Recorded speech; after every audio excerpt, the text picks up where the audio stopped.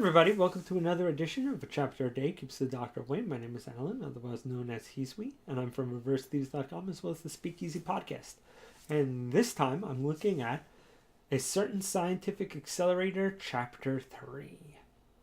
And we start off learning kind of a disturbing fact about Hirakawa, the girl who was a pyrokinetic that was trapped in that machine the last time.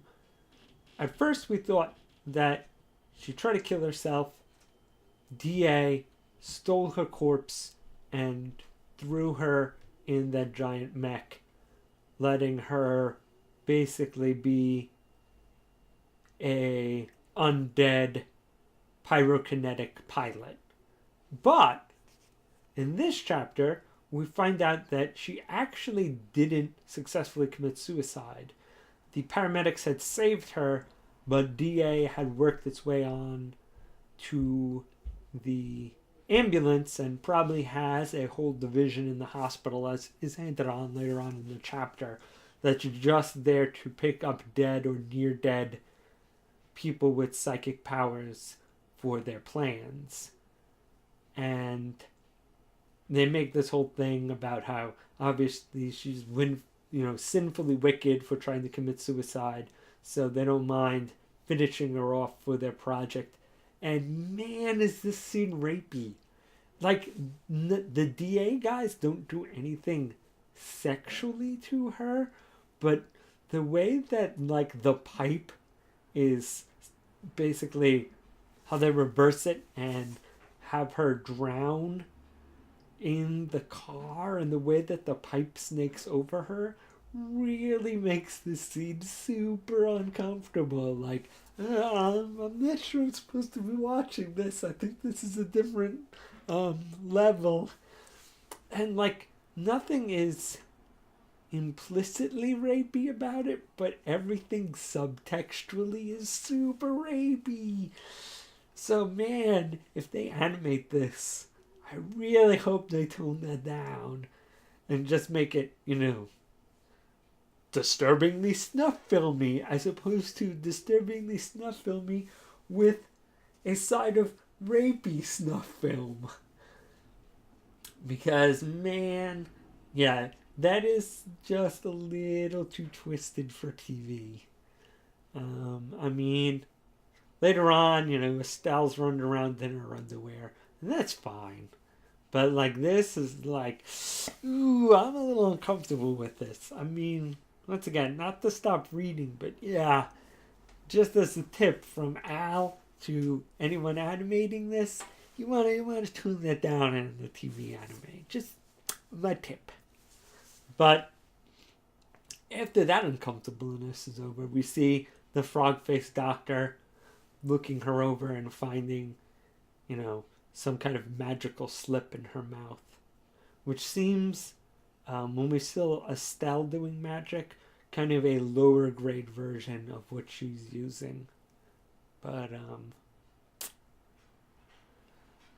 when we cut to Estelle and Last Order and Accelerator all eating, and apparently if you're not currently with the Magical Order, you are a poor person, because man, she eats like she has not eaten in weeks, which seems to be a trope of all the poor mages in the Index series. And while her and Last Order are going to town, Accelerator tries to find out about, this weird DA organization from Yoshikawa. And it seems more just a attempt to get Yoshikawa cameo in the series. Like, Yoshikawa eventually does kind of become, with the other woman from Anti-Skill, the guardian of Accelerator and Last Order. We should probably, shoehorn her in here. Because she basically is like, I don't know, I could help look into it, but question mark, question mark, question mark. And it gives, him some time away, so Estelle and Last Order can get in trouble and, get drinks sprayed all over them. So they can have a little fan service later on. Thankfully, not Last Order Accelerator, just Estelle fan service. But so when Accelerator goes back to his room, there is basically Estelle only in bra and panties. And there's a little comedy scene with that. As we learn, Estelle is pretty about exposing her body. She's like, I'm not naked. I'm in bra and panties, whatever. It's kind of her and Accelerator are these duo of, it's just my body. I mean, yeah. So they go when that little scene is over, and the frog-faced doctor has handed over the card. Estelle goes down to examine Hidakawa, the pyrokinetic girls. Pyrotechnic. Like she does fireworks for a band. The pyrokinetic girl's body. And we learn that anybody who's reanimated by these slips can keep reanimating until they're basically put to rest one way or another, which I'm pretty sure is going to come into play later on. It's like one of those, all right, we leave it here that even if you kill them once, unless Estelle puts them down or they're completely and utterly obliterated, they will come back. So definitely one of those, we drop it casually here, so when it happens later on, it's not out of nowhere. We mentioned it here. That's how necromancy works.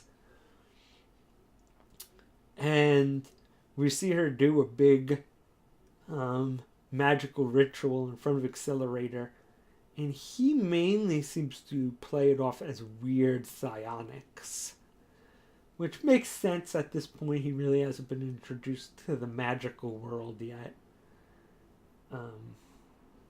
So he's just going to put it off as at least up at this point, psionics that he doesn't understand. Although it does explain a lot of why when Accelerator later on in the series sees magical stuff and he's like, whatever, it's magic.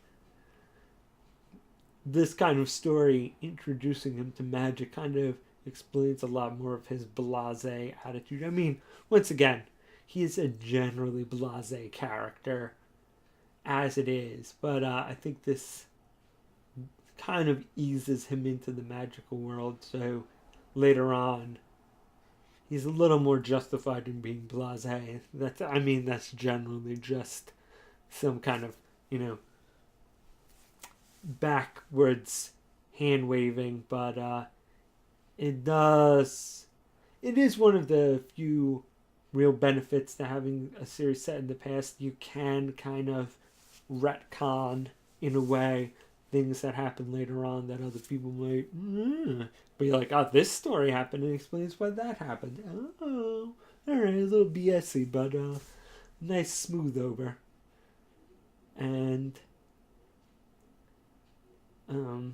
Estelle is obviously trying to go through this girl's memories before she puts her to rest to get some clues.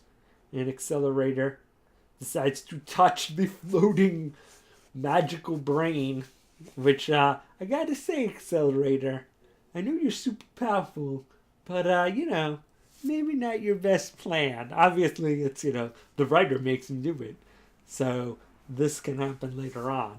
But in just objective terms, not his smartest move. But we see him get all these insights into Hidakawa's childhood, as well as him seeing her being murdered by the DA guys in the hospital. But I totally forgot to mention this. When he's going to see Estelle, he passes by these armored guys in the hospital.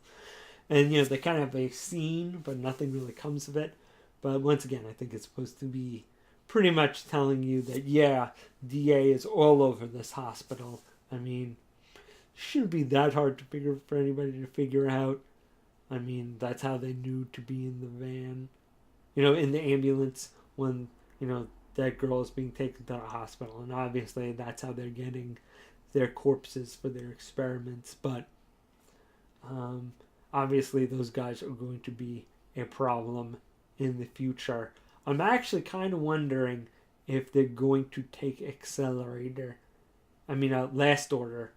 Because we have the scene where she's like, all right, I'm going for tests all by myself.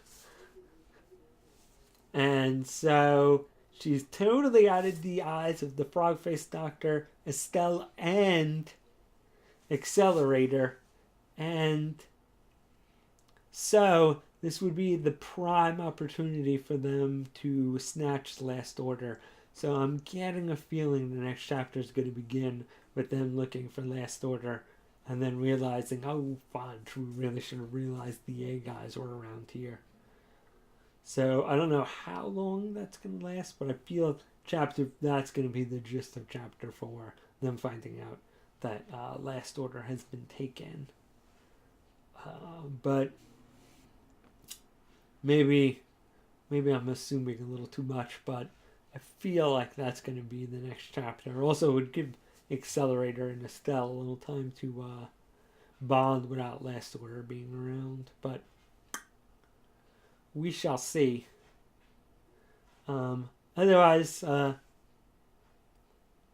interesting little chapter. Not a lot of action, but we do finally get to see Estelle doing some magic. So that's interesting. And we do get to see Accelerator's unique take on magic. But I guess a lot of people in Academy City just kind of pass off magic. The few times that magic has come up as just really wacky psionics as opposed to it being magic. Although I do have to wonder if this is a hint that they both kind of share a common power thing, or if it's just, an excuse of why people who might have seen magic kind of pass it off as, nothing fantastical. But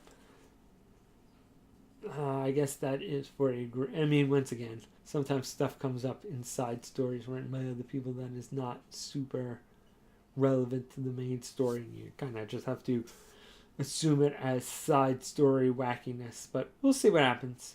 All right. Good chapter. I'm looking forward to chapter 4. All right. See you guys next time.